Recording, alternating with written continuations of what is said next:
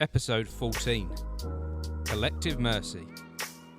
Introducing Leo Shepherd on the BTS Creative Academy Podcast. With me, your host, Martin Colton. Hello. Okay. Very crisp sound. Is that good for you? Yeah, very good. Yeah, good. Okay. Okay, to link the audio and the video, we just did a little clap at the beginning. Do you want to join me? Let's do it. 1, 2, 3. Nice. Pretty clear. Leo. Hello, and welcome. thank you very much for having me. No, this is really nice you being here. I'm really grateful. Oh, it's a pleasure. I'm So- really excited to talk to you. Yeah, this is really cool. So Leo, what you been up to recently? So recently I've been crazy busy. Been working on quite a few projects and stuff all over the town. And just, yeah, I guess I've kind of just been testing myself to see how much I can do at once at the moment, you know. Right. It's been Okay. quite fun. But yeah. Why is that? Why are you pushing the limits? I think at the moment, I'm trying to, I don't really have any sort of set goals or targets or anything like that. So I guess at the moment what I'm trying to do is see how much I can do and what I like to do and just kind of like have everything in my basket and then slowly throw stuff out which I don't like, and then eventually whatever I'm left with is what I want to do, I guess. So Okay. at the moment I guess I'm trying to do like, I don't know, I'm trying to look into making a circus show. I don't really like circus or anything like that, but who knows what will come of it, you know. Okay, so you're like in a period of like self-discovery. Yeah, exactly. I Right. think that's what I'm trying to do, like self-discovery and work out what I actually like to do. Mm-hmm. Yeah. Yeah, that's a really interesting way to find out what you're about. Yeah. You know, where does that kind of come from then? Where does that idea come from? So I guess when I was at drama school, in my first year, they kind of just throw everything at you. They kind of make you do like every day it's a completely different thing, and that's all year round. And then it gets to the point where in second year you're given the option to move forward with the stuff that you like from first year. And I think that's kind of a really nice way to do it. So I think what I'm trying to do myself is educate myself in the same way that I was at drama school because it worked so much. So go through all of the things and then eventually come out with sort of the group of things I do like to do, which I think I am slowly starting to discover, but I don't want to rush anything yet. I want to have fun in the journey of finding new things that I like. That's a really interesting takeaway from drama school. I've over the years been an actor myself. I've met a lot of people Yeah, from drama school, of course. but I've never heard that as a takeaway. Yeah. That thing of exploring and trying lots of different elements. Mm. So you say like one of the elements you found at the moment is like circus. Yeah, So so what's that about? so I have one of my good friends, Johnny. He's an aerial performer, and as soon as I saw his sort of videos of what he was doing, I was like, I want that in a show.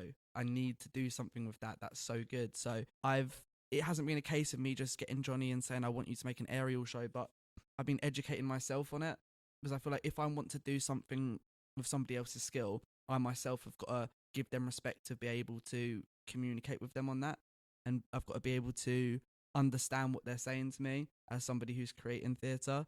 So that's been a whole thing, learning about aerial and circus and stuff, and yeah, I just think it's such a it looks so cool, and I think there's so much opportunity to do stuff with that. So yeah.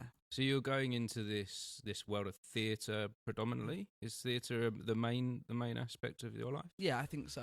I Yeah. think so. I think every young performer or creative wants to be in the movies when they're younger, but I think when you get older, you kind of realise the sort of pathway that you want to go down a bit more. And I think for me, mine is more of the creative side of creating theatre and writing and directing and that sort of thing. Mm-hmm. Mm. And you found that out through this journey of exploration and being just curious at all the different angles of creativity. 100%. And I think a lot of it came through my dissertation at uni as well. Because my dissertation at uni was Essex Have Mercy, which like I know you've heard things about from when we've had conversations and stuff, but that was sort of my sort of light bulb moment, if you will. That was when I was like, okay, I'm not in this, but I this is the best thing I've ever done in my life. Like actually controlling the team, almost like a football manager. That's how I like to see it. Okay. Like you can watch everything unfold, but you're still the one at the back making sure everything works well. Okay. Yeah. So take me back then to so you went to drama school. Yes. Yeah. So you went to where is it? You went Rose Bruford. Rose Bruford. Bruford, yeah. Where is that? That's in Sidcup. Right. Okay. Kent, so not too far away. Mm-hmm. But yeah, it reminds me a lot of Harlow actually. So, Oh right, it's a very similar place, is it? Yeah, so I was Right, kind of okay. like, I'm excited to get away from Harlow. And then you end straight up there, somewhere yeah. that's exactly the same. It's terrible. Yeah. But the experience there, though, what was Mm. that? What was that like? I loved it. I loved uni. I mean, the educational side of it at drama school. I was halfway through my first year. I was the COVID year, so everything kind of went a bit crazy and stuff. But I absolutely loved it. I think it was like, it was a dream come true. I was with people that wanted to do the same thing as me all the time, and yeah, I couldn't have asked for a better place to go and study. So you really are fresh out of drama school then? Yeah. So I came out. Well, next month it'll be a year. Wow. since I've come out. Yeah. Okay. Yeah. So what was that mindset going in then? So did you go in going, I'm going to be an actor? Is that what you started thinking? Yeah, I think so. I think because I was also offered a foundation at East 15, and at Harlow College, 3 of my closest friends got that, and I was set on going there, getting a house with them and doing it. But then my offer from Bruford came through, and I kind of decided to myself, actually, if I go to East 15, I'll have so much fun. But that's what will happen. I'll have so much fun. That freshers will be great, parties will be great, but I won't take away as much as if I go to Bruford. So I decided to go to Rose Bruford, with the hat on of, this might not be that much fun, but I know what I'm going to take away from it will be 10 times better than if I chose the other option. Mm-hmm. So did you go alone then? Did you go? Yeah, so I went alone, but by the time I was in 3rd year, 3 of my other closest friends were already in Bruford. So really? One of my friends is now going into 3rd year at Bruford, and another one of my friends has just started. So yeah, I'm glad I did. So it really sounds like it was a place that opened you up to curiosity, opened you up to new ways of thinking about being part of this industry, Definitely. whether it's theatre, whether it's film. Mm-hmm. So you told me a little bit about every day was different. Every day was a new thing. Tell me a little bit more about that. So in college, we look at the basic practitioners. So like your Stanislavski, Brecht, and all that sort of stuff. But then I remember in my first sort of like term at Bruford, we were looking at like all of these names, all of these like Grotowski and all these names. I was like, who are these people? And every sort of week it was a different like practitioner. And it got to the point where I was like, how many practitioners are there? Like how many different types of theatre are there? It was crazy, and it was overwhelming as well. It was like, how am I supposed to remember these names and all of these things which are like all these practices which are so different and stuff. And I think that's what they want to do. I think they want to scare you, and in the nicest way. I think it's a case of they're thinking, we know people are going to drop off, but if they're going to drop off, we want to make them drop off now. So we're going to make it really hard for them and overwhelming. Really? And then like we're kind of like water them down in a sieve, and then whoever we've got left, they're the ones that we can take into 2nd and 3rd year. All right, that's a really interesting take. So that was your impression, was it? Yeah. That's not definitely the way. No, that's what I thought. That's what your takeaway is, and obviously you were hardcore enough to stick it out. I don't know if it's hardcore's the word, but yeah, I got that. Yeah. So what advice would you give to someone that's just going into that now, going into drama school, going into the place where you went or somewhere similar? What would you say to them at the very beginning? Because it's about that time now for a new term. Yeah, isn't it? 100%. I'd say it's really easy to think that you know yourself, but you really don't. And when you start drama school, it's easy to think that you're not liking it because you're feeling a different way. But in reality, you're just growing up and you're just like finding out new things about yourself. So let the change happen and let the fear happen, because it's all part of the experience. And I think it's part of the experience that people don't talk about enough. But the uncomfortable settling in part, that is such a big part of uni, and it's important to know that you're gonna change. You're gonna change from who you are now. So for you, why was acting the path to go down? So when I I really hated secondary school loads. It was awful, for so many reasons. And for me, acting was, and I think in secondary school you always try to be someone you're not. Like, you try and protect yourself. So I was a very quiet boy. I used to just play on my phone and not say anything and not get caught up in anything. Had a small group of friends. But then in drama, I was able to be someone, and nobody could take the piss out of who I was being, because it wasn't me. I was playing a part. I was being anyone I wanted to be, and I think it was a defense mechanism, and I think it paid off really well. Mm-hmm. And then very early in school, I joined Livewire and saved my life. Livewire. Sam Ashford is like, I see him as my mentor, like that, and joining that from an early age. And I think in comparison to joining another drama group from an early age where you do plays and stuff, Livewire is so contemporary.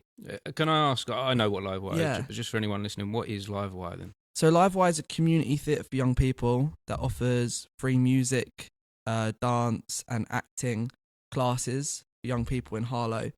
And they don't take the normal approach of what I think a normal drama academy would, but instead they give you the opportunity to make what you want and think. And I think it's, the older I've got now, I realise how important that is, and how similar that is to drama school, because drama school don't want you to necessarily look at plays all the time and this and that, but they want you to take the contemporary approach and actually create it for yourself.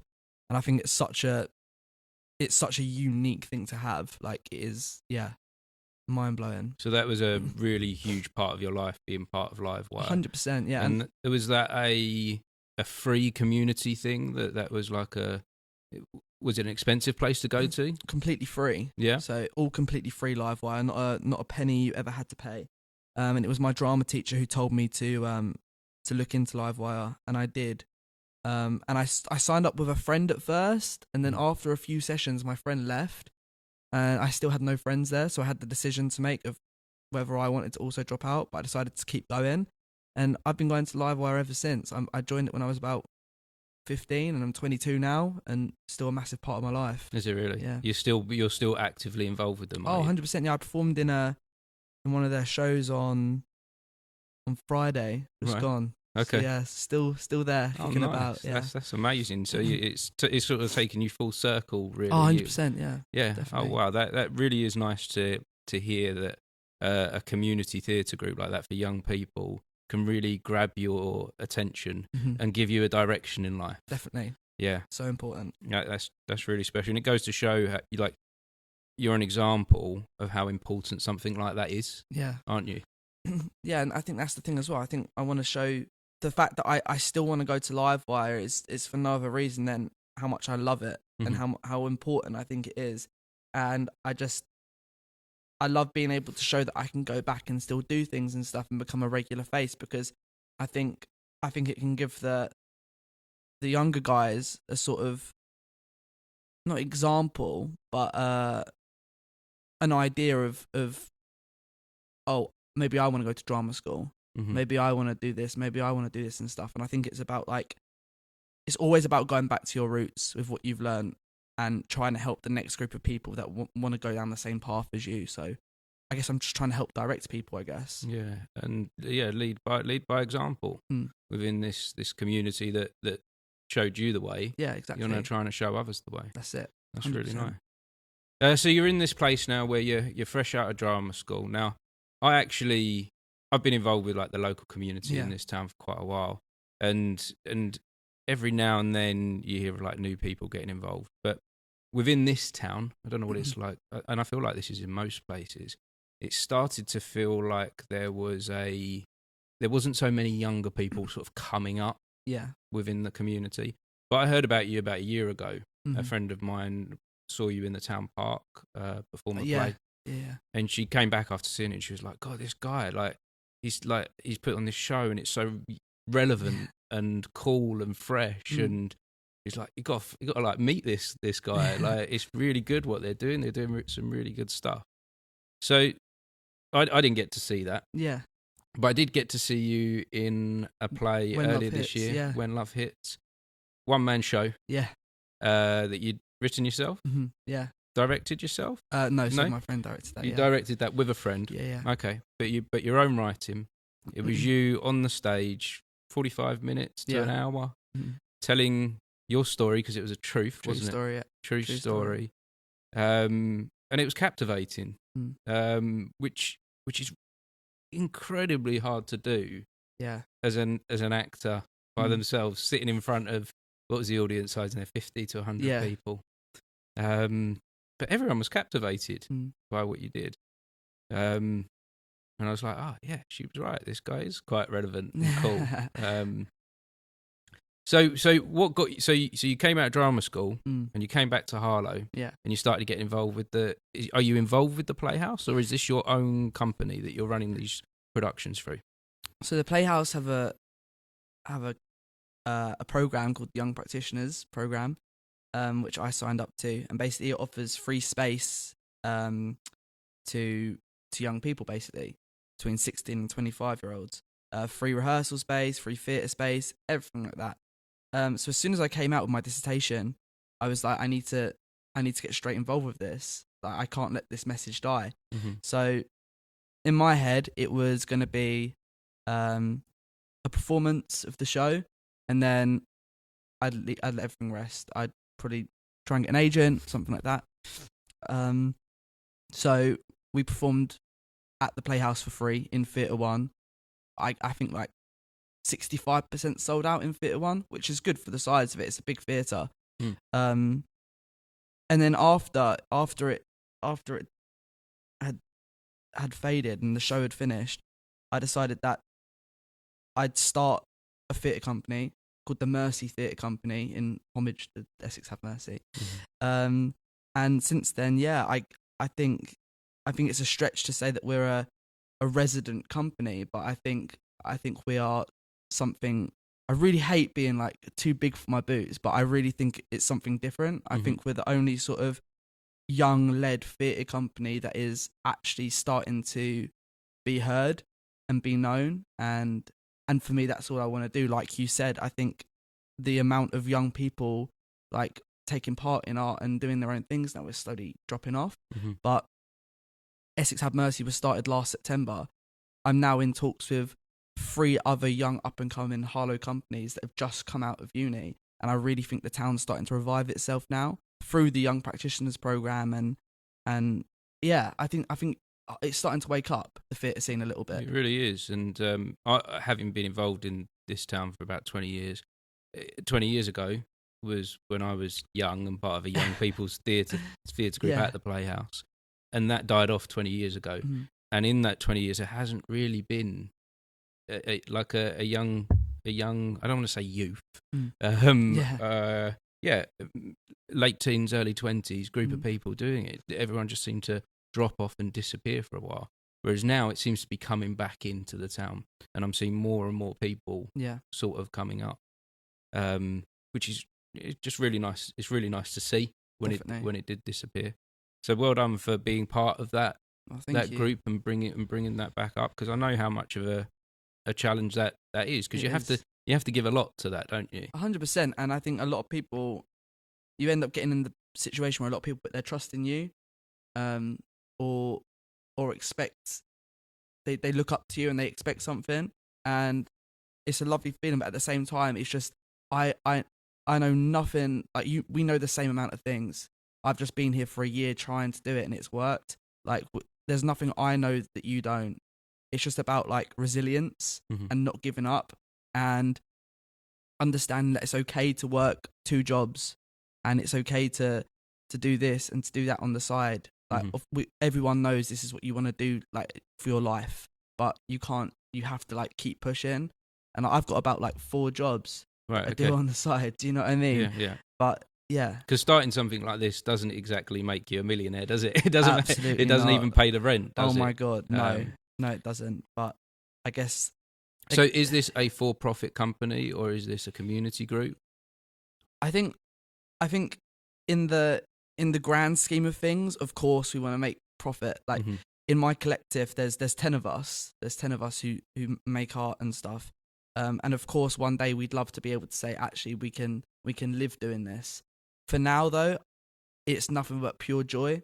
Everything we do is because we're passionate and we want to tell stories, and that's all we want to do. But yeah, in the future, of course, we'd like to, do it for a living. But right now, it's a collective of people doing it for the love and joy of theatre and storytelling. Exactly. And even if one day we did do it for the money, that message would never stop. Because if that message of why we were creating the art stopped, I don't want to be part of it anymore. Nice. Yeah. So tell me more about that message then that you're trying to get across with this love and joy. So our sort of tagline is unmasking social issues through theatre and art.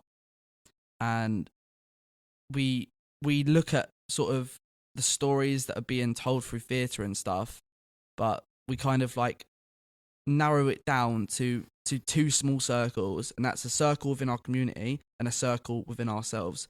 So Essex Have Mercy was about toxic masculinity and sort of like young men in working class communities. So that was a circle of the community. Then we looked at When Love Hits, and that was my story of my past relationship. That was a circle within ourselves. So we only create art if it's going to be helping us or it's going to be helping our community. We're not going to tell a story about a group of people in Canada because that wouldn't be helping us, So I guess we do have rules, and then rules are we have to always be giving back or we have to be helping ourselves. So When Love Hits was such a big thing for me because I needed to tell my story, and I did it. Essex Have Mercy was these group of guys that wanted to tell their stories, but at the same time, everyone in the audience needed to see that show. Whether you were, whatever gender you are, whatever age you are, you had to see that show to get an understanding, I think you've just hit on something there with my next question. Why is it that you've got this ethos of doing it like this? I think it's a really good question. I think it's a mixture of things. I think firstly because I've been a boy who's been raised in Harlow, and I've seen things and heard things, and it's just like, yeah, it's horrible. And I guess also because I'm a change maker, I guess I wanna be somebody in this town that can change it and can flip it on his head. So when you say you've seen things, can I ask what kind of things have brought you to be in this position of being a change maker? So I was in secondary school. I sat next to a boy in English class, literally next to him. And one day he didn't come into class. And it wasn't unusual for this boy not to come into class. But then as the days went on, it turns out that boy was the boy who tragically murdered somebody in the Stowe in that incident. And I sat next to him. And I was like, how is a boy I sat next to reading Romeo and Juliet with just killed somebody? Like we're kids, do you know what I mean? And I think this town is a scary place to live in. But at the same time, like I'm not one of the guys that goes, I hate Harlow, Harlow's this, Harlow's that. I love my town, and I love the people from my town. That's my community, that's my people. And I wanna do whatever I can to change that and to make people also think I'm from Harlow. This is my town. So yeah, I guess it's like a passion thing and a culture thing, I guess. Yeah. You've seen some hard things. 100%. Yeah. Some realities of what it is to grow up in modern Britain. Is it? Because it's not just the town in which we live, is it? Exactly. It's everywhere. It's country, yeah. But you don't want it to stay like this. You don't want it to stay so negative. And unless a few people speak up,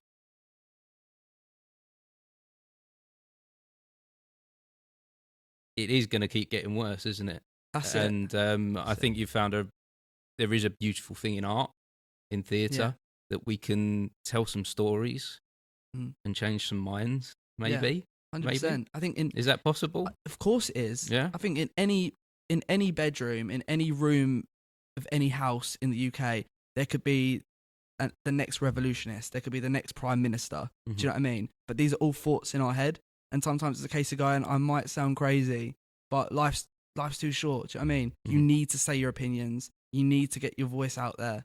And there's always going to be a split of people who don't like it and people who do.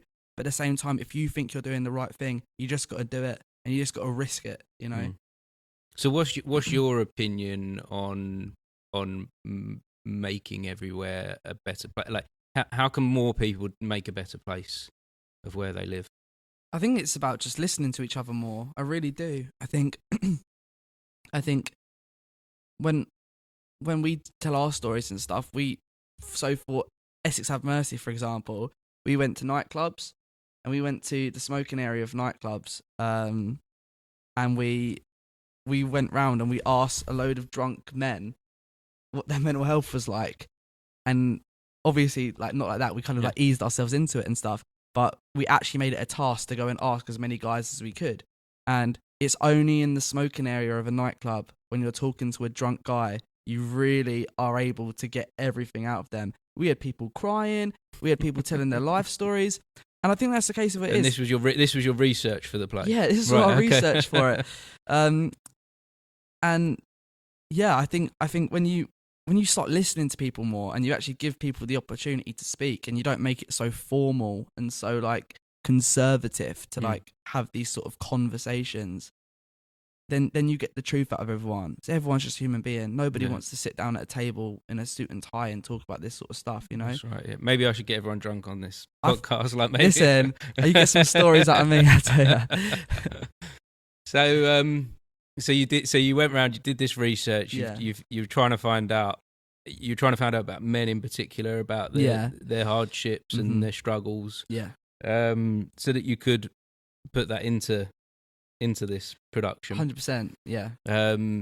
So that essentially others could sit back, watch it, and consider what's going on for these guys. Yeah, exactly. And we did it in such a way where it was a choice, where you could just watch this as a piece of theatre, or you could watch this and you could actually connect with it, and you could sink in and think, okay, this is me now. No. So one of the things a lot of people are, and we've spoken about this with some of my previous guests on the podcast, a lot of people are thinking entertainment is getting too heavily pushy on agendas, that we're forgetting storytelling. So how do we get a balance between that entertainment and storytelling and informing? How do we do that?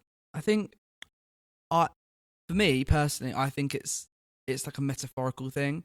I think any time I wanna get a message across, I always try and add a story on top, because I think it's right. I don't like watching something and it's so like in my face, screaming at me, you should hate yourself because you've done this and stuff like that. You should think this. You should think that. Of course. Yeah. Yeah. I think when you start pushing a message on people, it's no longer a message, but it's an order. But what I like to do is I like to take that sort of like angry message and just completely coat it in something that is the opposite. So for example, so the next show we're working on, called Breaking Point, it's all about violence, and it's all about like the anger of living in a working class community. But essentially the whole show is about being kicked out of the house. So we've made it one massive metaphor, and I think that's what it is. I think it's about finding a story that you can completely merge with your message, and I'd say you make the storytelling 60%, and then you throw everything else into that, but the storytelling always is the icing on top of the cake. That way, some people might not get the message, but then the people who do get it, it's fine, because that was part of the show. So yeah, I think it's not about taking one away or anything, but it's about combining the two and finding the story within the message and the message within the story. And everyone loves to think. Everyone loves to come away and have different ideas of what was actually happening. For me, that is when stories at its best. When you watch it as a piece of entertainment, and you're sucked into the entertainment of being in that space, in that theatre. But then afterwards, when you leave, you're like, oh, did it mean this? Did it mean that? And you can have a conversation about it. That's when I personally enjoy it the most. I wonder what that's like for general public. Yeah, I think it really depends on the audience as well. I think so. I know, for example, my parents would come and watch a piece of theatre, and if there was a message involved, they would only see the storytelling side of it, and that's fine. That's just the type of audience they are. So yeah, I think it really depends on the audience. I think you have to look at the sort of geographical sense of it as well. So if you were performing a piece in Harlow, Mm-hmm. how would they see it compared to if I was performing somewhere in Soho? Do you know what I mean? It's different punters, different people going to watch it and stuff. Yeah. So I think it really depends on the audience. So you've talked a little bit about your community, and that you're doing this. You've created, part of your theatre company name is Collective. Mm-hmm. You've created a collective of people, Yeah. and a community there of people putting this production on. But with the audience, what community are you trying to bring in then with the productions? So one thing that we're really like hooked on when it comes to the audience is we want to try and revolutionize how people see theatre, and one thing that we're kind of like researching and have been hooked up on from the start is the hype around music concerts and sort of that sort of buzz.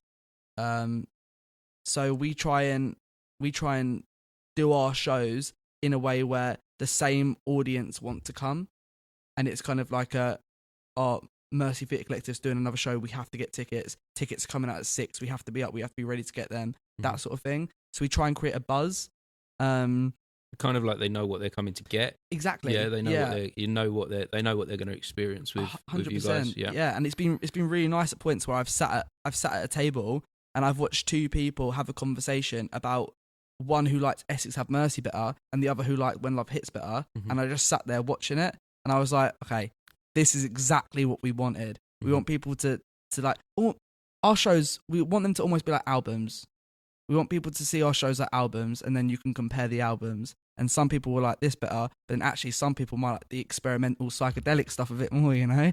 So that's the sort of thing we want to go for, and just keep a hype within the audience. And so far it's worked because the audience we've got have all been the sort of like same group of people. Yes, yeah. But it's worked perfectly. Nice.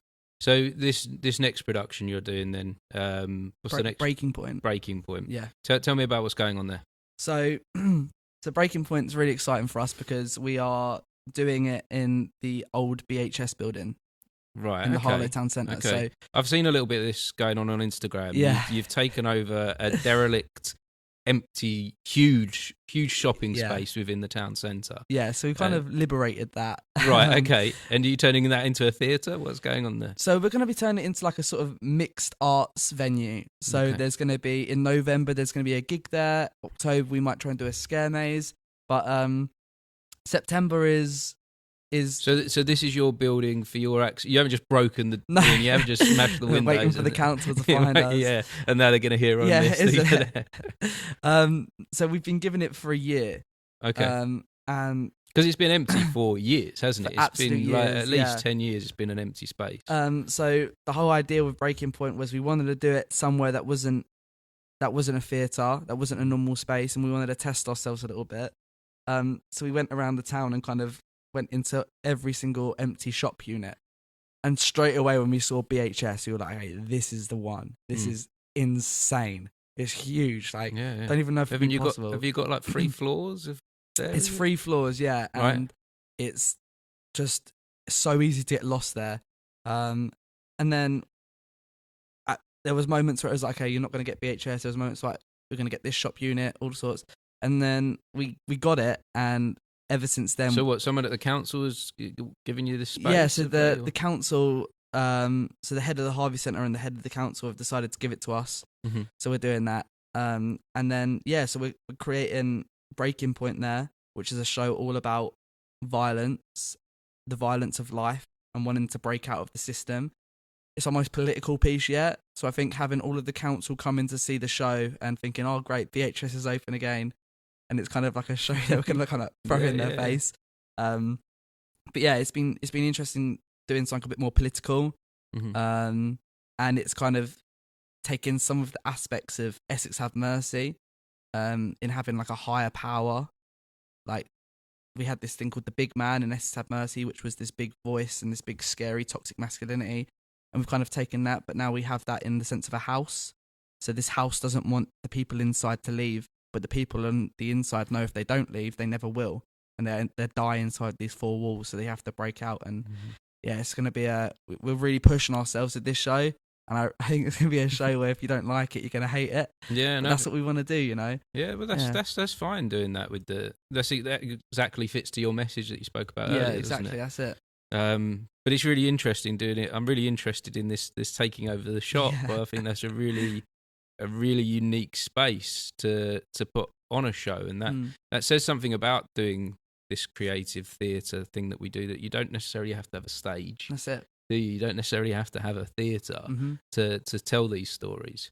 You've found an old shop, to show. So, what people are going to do? Is it going to be laid out with chairs, or are people going to come around the shop? And like, I'm trying to picture it. It is really hard to. What we're going to do is we've kind of worked it out. So we're going to open one of the set of doors, and then get everyone in. Then every 10 minutes for half an hour, we take a group of people to their seats.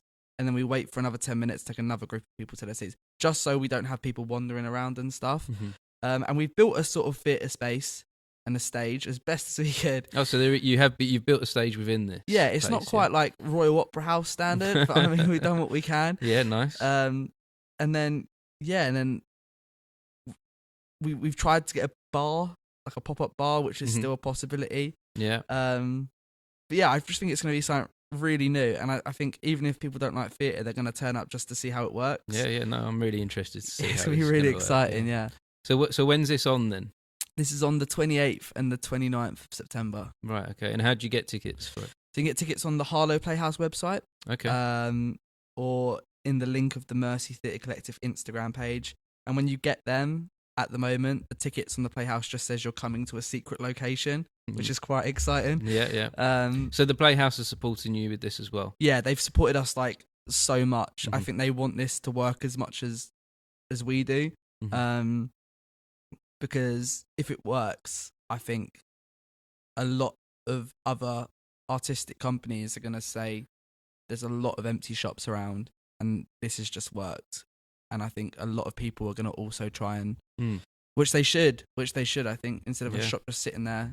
Because again, this is happening throughout the country. That a lot of towns are dying off. Yeah. And you've got all these empty shops that have been empty for years. That's it. Why not put them to some good use? Exactly. You know, that's it. And it would even draw people into the town itself, won't it? They might come and see your thing and then go onto a bar or something afterwards, or spend some money elsewhere in the town. It works for everyone, doesn't it? Do you know what I mean? Bringing people in. Yeah, exactly. Yeah, and like we were saying about the stories and the community, it's a really big. It sounds like you got a really big challenge on your hand there. Yeah, it is a lot of sleepless nights, but very excited for it. Yeah. So what's your biggest challenge at the moment then with this? I think sort of the technical side of everything.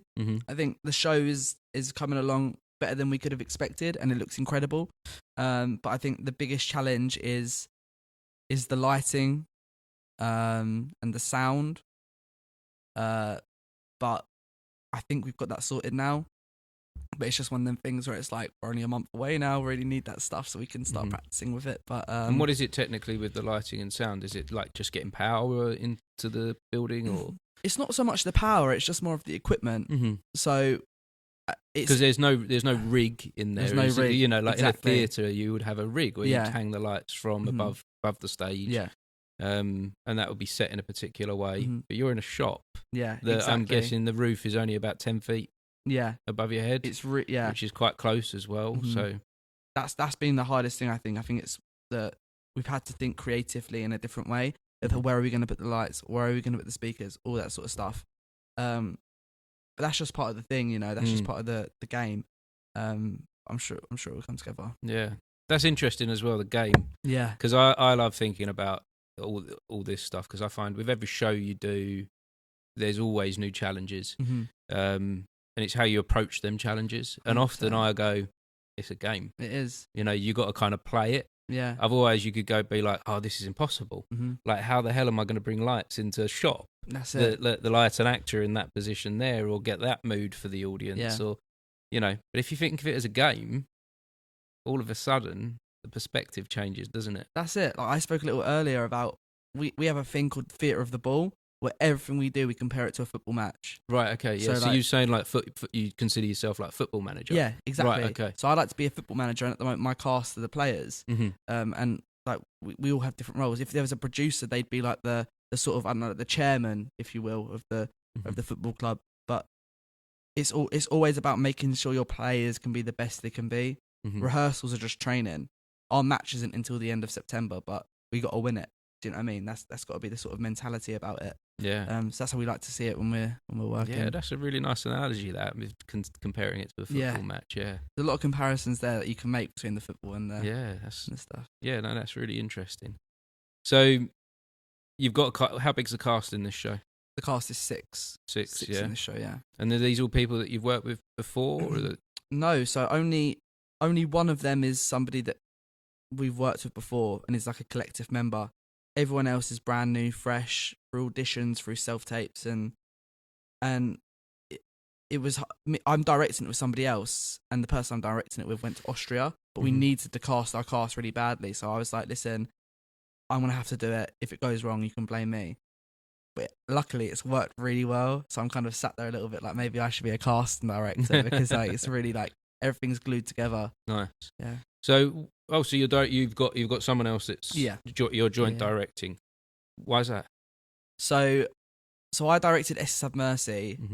The guy who's David Walcott, who directed When Love Hits, the last show, and we just thought we got to direct a show together. We got to see. You're a good partnership. Oh yeah, a great partnership. He's Rose Bruford as well. We're great friends. And part of us was like, this might not work, but we got to try it. But luckily, it's become a really nice partnership, and definitely something that I think we'll do again. Yeah, because it's quite.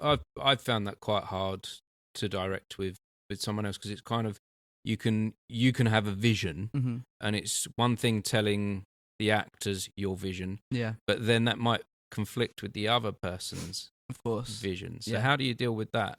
I think it's about you get to a point of the show. So we had this not too long ago actually, where we both wanted different things in this moment, and we were like, okay, we'll try them both, and whatever works best, we'll just have to agree with and go for it. And David's thing ended up being better, and I was like, that is so much better than I thought. That's what we do. And I think it's about always giving each other the opportunity to show what you think could happen, and then coming out with whatever is the best. It's never about shutting anyone down or not liking it. It's always about play. And then eventually, How do you get to that point within a partnership that you can have an open conversation like that? That it's not my way or your way. It's let's find the way. How do you get to that point with someone? Well, firstly, it's about always knowing when you can switch on your professional side and be talking to each other as professionals rather than friends. Because the worst thing you can do is combine the two. Because if I'm chatting as a professional to somebody who's talking to me as a friend, then it gets ugly. Do you know what I mean?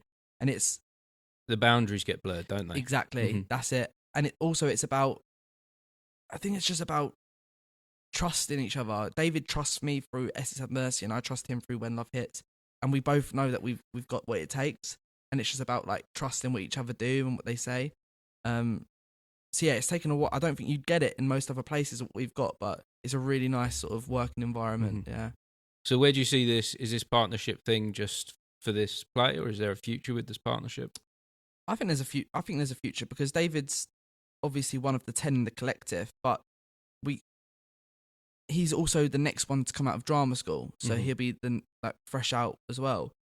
But I think what's going to happen is, moving into next year, we have sort of a plan and a blueprint of what the year will be, and David is going to take all of the creative side of the shows. So it's going to be David making the shows, and I'm going to step back and I'm going to be working on something slightly different with the collective. So I think it's just a case of, once this show happens, brilliant, amazing, the partnership's there, it can work. But then I don't think it will be back for a while. And I think it will be a case of David making shows, me making shows, and then we'll come back and work together when the time's right. No. So that's the blueprint for the partnership. What about yourself? What's the future for you? So definitely this collective, 100% this collective. You're sticking with this at the moment, the collective. Yeah. This is your main focus. Yeah, this is all I want to do really. I think the more I think about it, I think producing is what I want to go into, like producing theatre. But also I'd absolutely love to go back to Harlow College, and help in more of a tutoring role with the Performing Arts Department. I have some really cool ideas for the course there, and I've been given some opportunities to go back there and stuff as well. And I think it's just about making the contemporary side of it a more predominant in their learning, Mm-hmm. you know, because I think it's so important now to know that if you aren't going to get the jobs, you can easily make them yourself. And I think people just need to be trained in that. Yeah. When you say easily make them yourself, what do you mean by that? So I think it's crazy to me how there isn't a partnership between the Harlow Playhouse and Harlow College Performing Arts Department. Mm-hmm. Like Harlow Playhouse have 2 free shows every month. If I was in charge of the college, I'd make it compulsory that they have to go and see them pieces of theatre. They're free and they're on your doorstep. Mm-hmm. And at college, you're taught in such a way, and it's just because of the way that the tutors have been told they have to teach. Do you know what I mean? Like, they're a great team there. But I think it gets to a point where you're teaching these kids to be actors, and eventually it gets to the point where they don't get into drama school, they finish college, and then all of a sudden it's like, okay, I don't know what to do. What now? But if you have a partnership there with the college, where you teach them about the young practitioners programs, you teach them that they can have rehearsal space for free, they can have theatre space for free, and you actually teach them how to write and make their own show. That way, they come out of college, they don't get into drama school, but they can go across the road and they can start making their own work and actually getting some money for it. And wait until next year when they can apply again. Yeah. For me, that just seems like a more of a safe journey to take for them sort of people. Yeah, you know? yeah. No, and that resonates with my journey coming out of college. That I was in that position of like, the world is a bit open now. Yeah. The world is a bit, where do you go? Where the hell do you go? And how do you? Luckily, I had connections already myself with the Playhouse, but most of the other people I came out of college with, they didn't have any connection with the local the main theatrical hub of the town.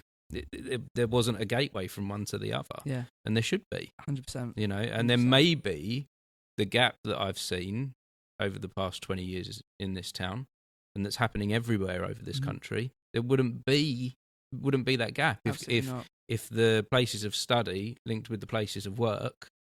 It seems like what you're saying just makes it just seems too simple. Isn't it? Why isn't it happening? Because it's all about, I guess, there's like communication. Yeah. Yeah, and it takes someone to go, let's talk. That's it. Exactly. 100%. And I mean, I spoke to the Playhouse, and they were like, of course you want someone at the college. And then I spoke to the college, they were like, of course you want someone at the Playhouse. And I was like, all right, someone's let's get to got work. Exactly. Yeah. No, well done you for doing that, for being that person to bridge the gap. I think it just keeps our next generation safe, really. Mm-hmm. And maybe that's what we need to really get the life of art pumping in this town again. Yeah. Yeah. Do you realise with what you're doing that it is all coming back to that message that we spoke about and that purpose of making a change? Do you realise that that's what you're doing with everything you... I don't think I go back to the message enough. I think I do so much stuff and it's all still in my heart, the message, but I don't think I ever take time to step back and go, okay, it actually is working. I'm actually trying to make a change here. I think it's so important as well. Sometimes you need to give yourself credit. The amount of times I beat myself up for one little failure, one little slip in the road, but then I don't even tap myself on the back for the achievements that I've made. Well, maybe we're doing that today. Yeah, maybe that's it. Yeah, maybe that's what today is, a moment for you to go, actually, I'm doing all right. That's it, exactly. I'm not doing too bad. Yeah, you're definitely doing good for the community. Thank you. Yeah, that's a definite. And I think that people at the Playhouse would agree, and I think the people at the college next year will be agreeing too. I just hope, I hope they do kind of listen to you. So what next then? Is it so you said, look, I just wanted to touch a little bit on what's going outside of like theatre's very much your life, but you touched a little bit like it's hard for theatre to be the only thing in your life, isn't it? Yeah. So what else is going on for you to be able to support this life of creativity?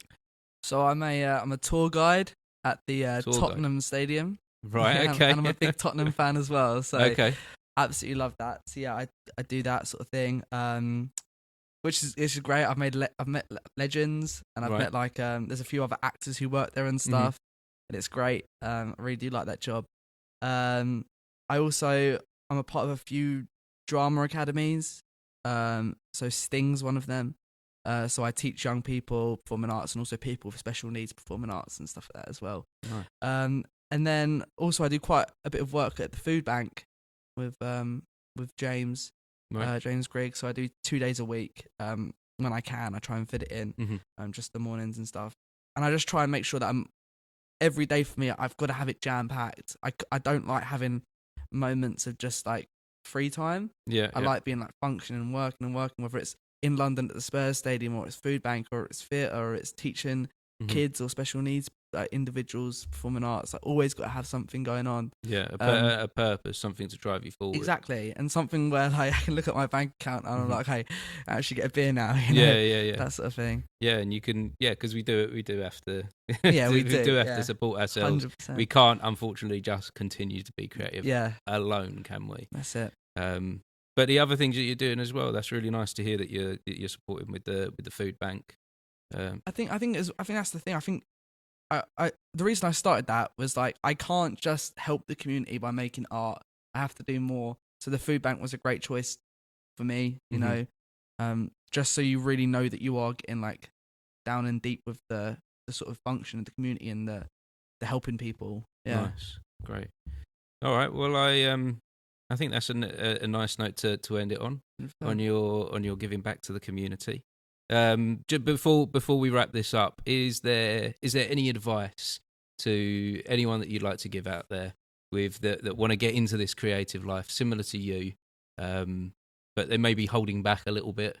They're new to going to drama school, or even if they're fresh out of drama school, what would you say to them? I think just take the risks, and if you're enjoying it, then no one can tell you it was bad, and no one can tell you that you were wrong. And you just gotta keep having fun and just enjoy the slip ups, enjoy the bits that don't really make sense, and just allow yourself to be whoever you want you to be. You know, that's the main thing I'd say. Awesome. Yeah. Well done, Leo. Thank you so much. Appreciate your time. Thanks, you, man. Thank you. Cheers. Thank you. Excellent. Oh, that's lovely. Good. That was the BTS Creative Academy Podcast, Uncut. I appreciate you joining us for this conversation. If you'd like to drop into more conversations, just search the BTS Creative Academy Podcast, wherever you get your podcasts. And to make sure you don't miss any future episodes, don't forget to like and subscribe.